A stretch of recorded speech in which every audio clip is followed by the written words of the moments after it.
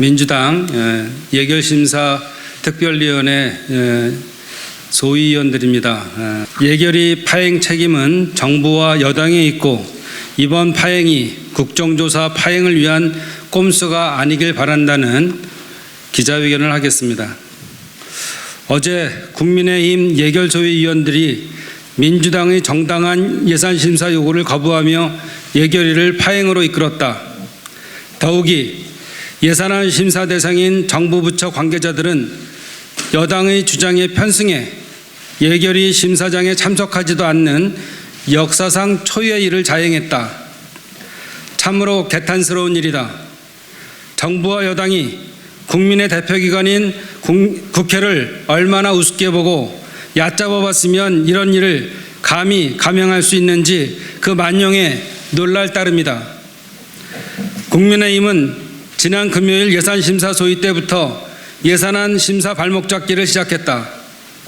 처음에는 국토위, 정무위 예산안 단독 처리에 대해 정부 동의가 없는 상임위 증액 심사안은 무효라는 주장을 하더니 최근 5년간 정부 동의 없는 상임위 예산안이 15건에 달한다는 사실을 제시하자 이제는 갑자기 분양주택 예산은 윤석열 정부 핵심 사업인데 이를 대규모로 삭감한 것은 정치적 발목 잡기라는 주장을 하면서 심의를 거부했다. 국민에 대한 무한 책임을 져야 하는 여당이 여당다운 모습은 없고 동네 왈자패나 하는 행태를 보인 것이다. 지난주 목요일까지 아무 의견 없이 원만하게 진행되던 예산심사 소위가 갑자기 국민의힘 실력 행사로 파행을 맞은 데에 대해 의구심이 들 뿐이다.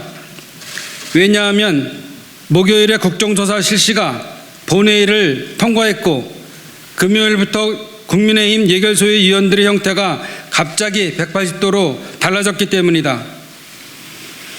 국정조사를 파행시키기 위한 정략적 목적이 아니라면 이런 일은 있을 수 없다. 639조의 정부 예산은 윤석열 정부 예산이기 전에 국민의 예산이다. 국민의힘이 국민 예산을 정쟁의 도구로 활용한다면 정당으로서 존재의 이유가 없다. 국민에게 실망만 안겨주면서 국민의힘이라는 이름을 사용하는 게 부끄럽지 않은지 묻지 않을 수 없다. 예산 심의를 보이콧하는 여당이 낯설고 황당할 뿐이다. 또한 어제 예결위 회의에서 보여준 정부의 형태는 국민을 대표하는 국회의 권위에 대한 도전이자 국회 예산심의권을 침해한 중대한 범죄였다. 기재부를 비롯한 모든 심사 대상 부처는 여당과 합의 없는 예산심사에는 참여할 수 없다며 국회법에 따라 합법적으로 진행하는 회의에 불참했다. 유신 시대에나 있을 법한 일이 21대 국회에서 버젓이 자행됐다. 국민의 대표기관인 국회를 무시하고 국민을 경시하는 정부의 오만 방자함이 도를 넘었다. 민주당이 국민을 위해 좀 더 꼼꼼히 그리고 냉철하게 심사하려던 의도는 정부와 여당의 무책임함에 무참히 짓밟혔다. 그러나 민주당 예결위원들은 내년 예산안을 한 푼이라도 더 국민에게 혜택이 돌아갈 수 있는 예산으로 만드는 길을 포기하지 않을 것이다. 비록 어제로 모든 예산 심사 소위 심사 일정은 종료했지만 앞으로 국민의힘과 협상을 통해 최대한 윤석열 정부 예산이 아닌 국민 예산을 만들기 위해 노력할 것이다. 12월 2일까지 우리에게 아직 나흘이라는 시간이 남아있다.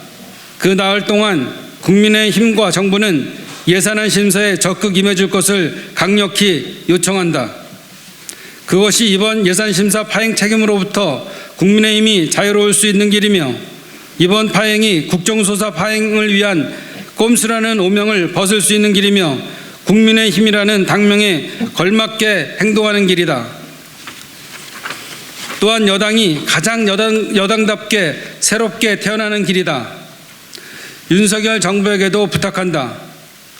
예산심의권은 국회에 있고 그 국회가 국민을 대표하는 기관이라는 사실을 잊지 말길 바란다. 역대로 국민에 반하며 성공한 정부가 없었다. 국민에 반하지 않는 길은 이번 예산심의의 협치를 기반으로 최선을 다하는 것임을 기억해야 할 것이다. 민주당 예산결산심사소위원회 위원 일동입니다.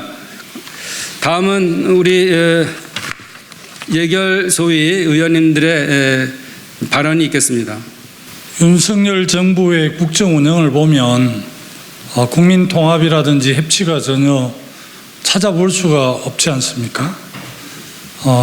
국정에 대해서 무한 책임을 지고 있는 정부 여당이고, 국민의힘의 국회는 행정부하고는 좀 더 다른 모습으로 야당이지만 국회 다수당 일당의 국민의 대표성을 인정하면서 오히려 국민의힘에서 적극적으로 예산결산특별위원회 예산소위 심의에 참석하고 오히려 제1야당을 설득하고 이렇게 해야 되는 게 상식인데, 지금 국민의힘이 보여주는 모습은 정말 상식에 전혀 부합하지 않습니다. 야당이지만 제1당으로서 책임을 다하기 위해서 최선을 다하고 있습니다마는 국민의 이 어깃장 자태 정말 사상 초유 일인데요. 그럼에도 불구하고 우리 더불어민주당의 예산결산 소위원들은 협상을 통해서 마지막까지 민생과 주요 현안들을 챙기는 자세로 예산소위위원으로서 최선을 다하겠다는 말씀을 드립니다.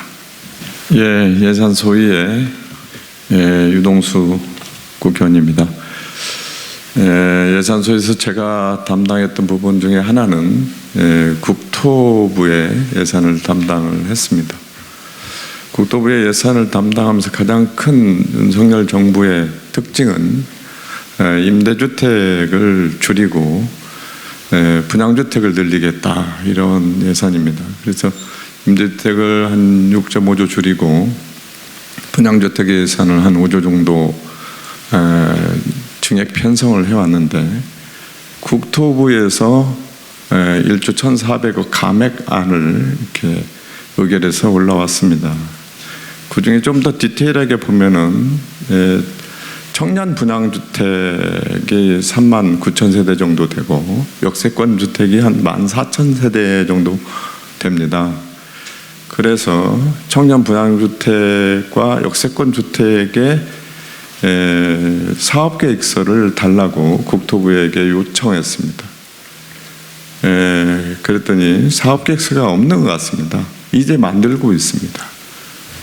LH에도 물어봤는데 LH와 전혀 상의 없이 공급정책을 발표했습니다.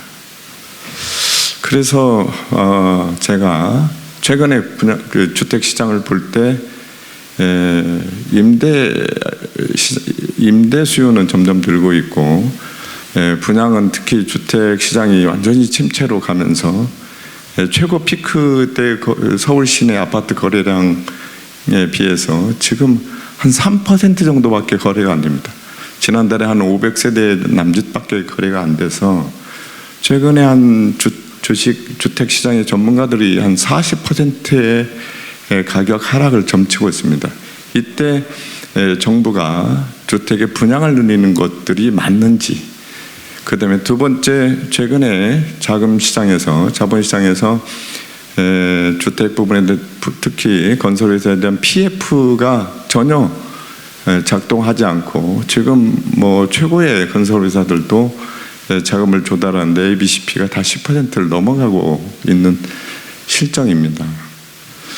세 번째는 이 청년 분양주택을 늘린다는 건 기존에 청약을 오랫동안 들어서 기다렸던 오히려 주택의 구입이 더 절실한 세대의 기득권들을 좀 방해하는 측면이 있다.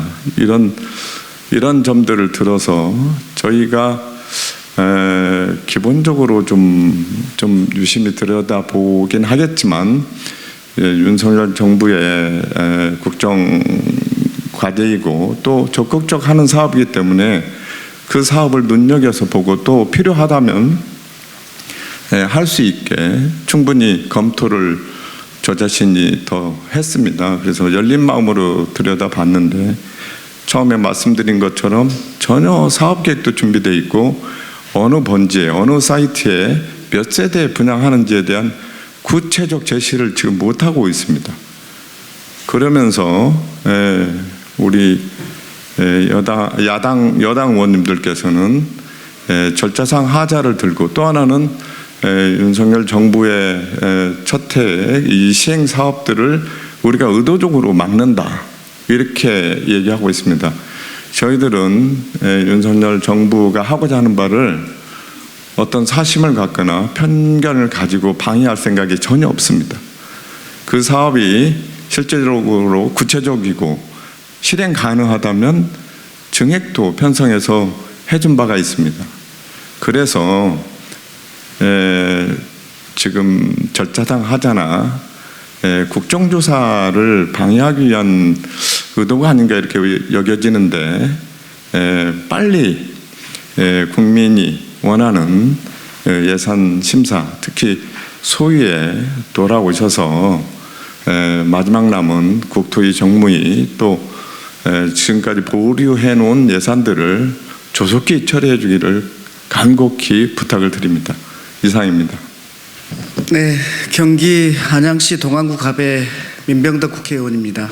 저는 초선 의원으로서 실은 날을 새가며 이 예산 서류를 봤다고 자부할 수 있습니다. 그래서 이 예산이 반드시 필요한가, 이 예산이 어느 만큼 필요한가, 이 예산이 1년 내에 당장 필요한가, 이런 관점에서 면밀히 검토하고 소위 각 건마다 임해왔다고 생각을 합니다. 그런데 여당에서 갑작스럽게 제기한 것들이 두 가지가 있었는데, 첫 번째 제기한 것은 헌법 57조에 국회는 정부의 동의 없이 예산을 증액하거나 새로운 비목을 설치할 수 없다.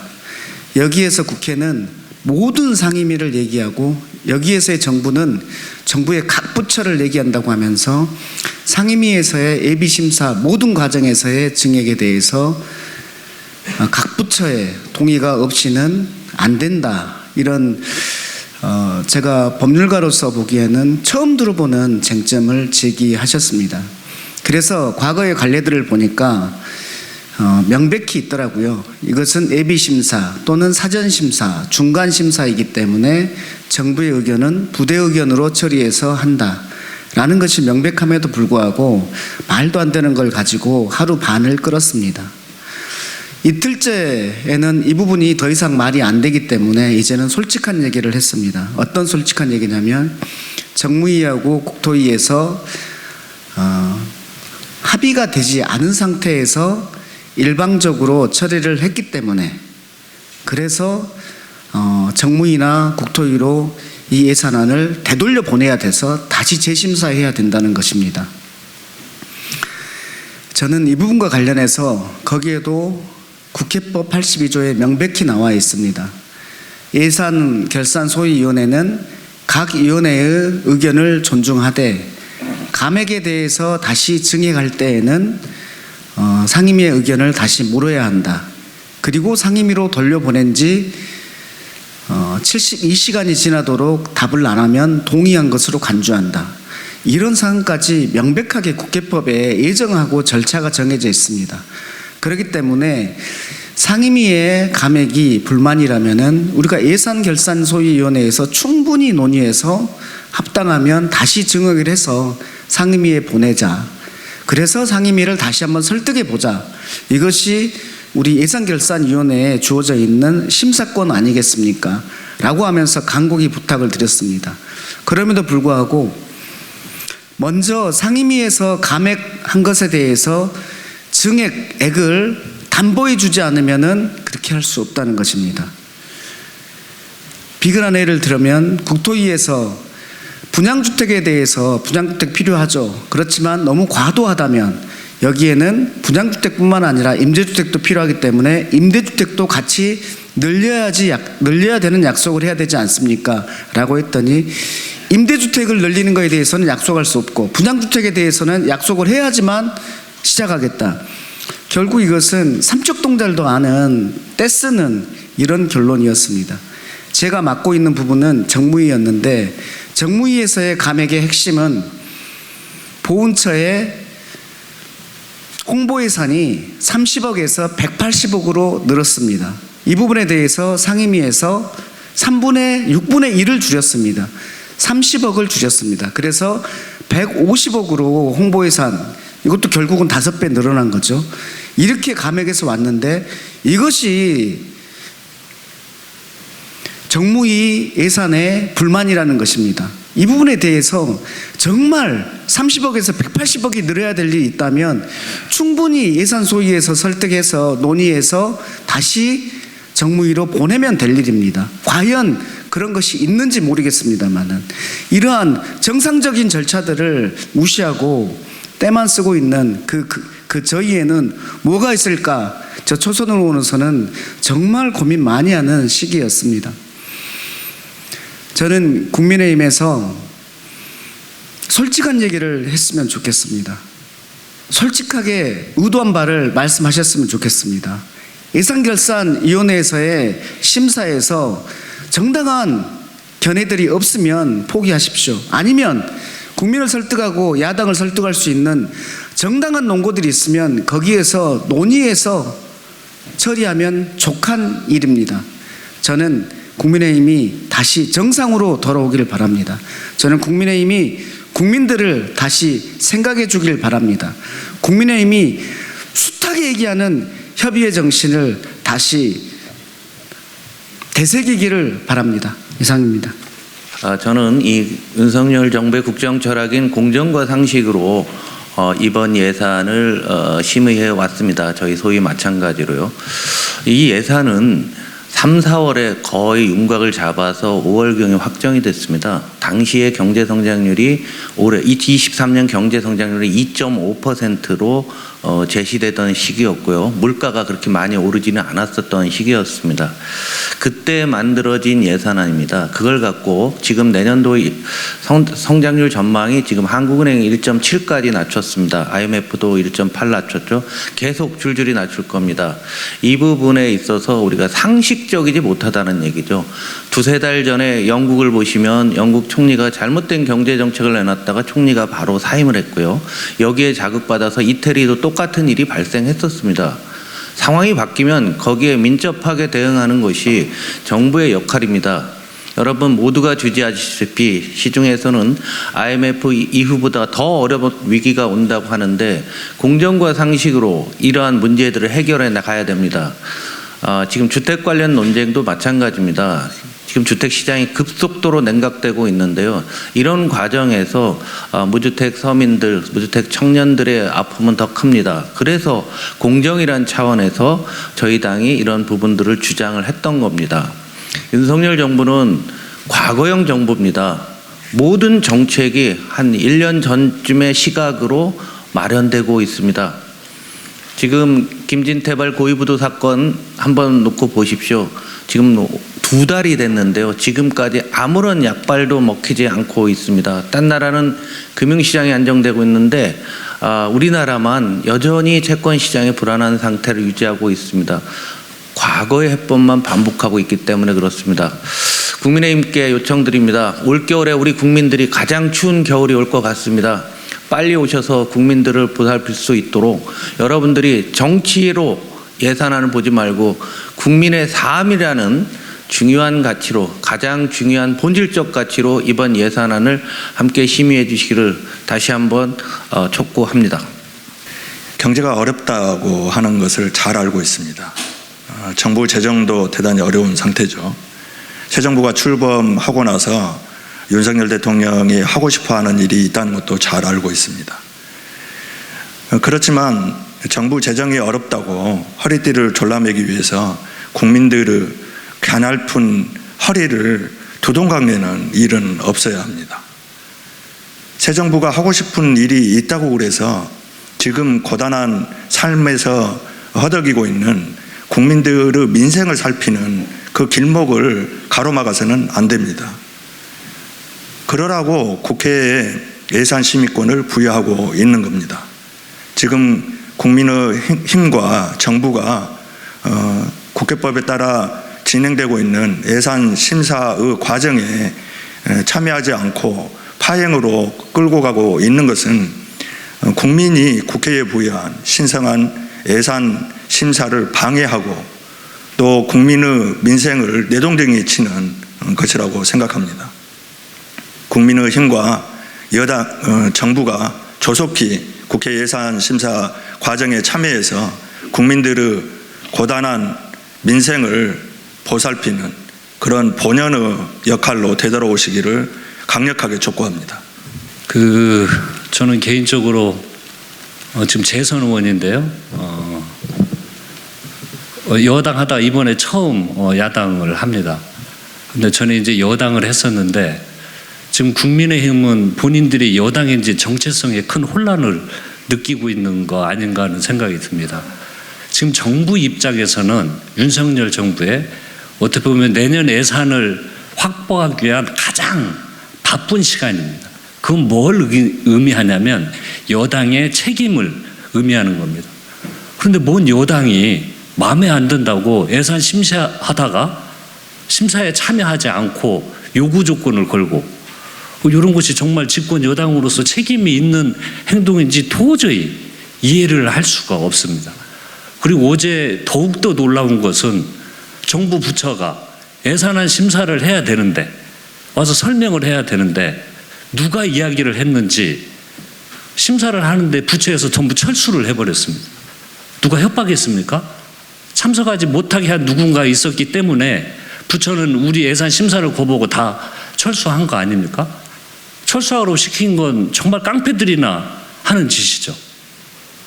그렇게 무책임한 행동을 하고 있는 집권 여당을 보면서 정말 놀라움을 금할 수 없었고요. 이렇게 정말 무책임한 행동을 하는 것들을 국민들이 하나, 둘 모두 다 기억하고 있다는 것 집권 여당은 명심해야 할 것입니다.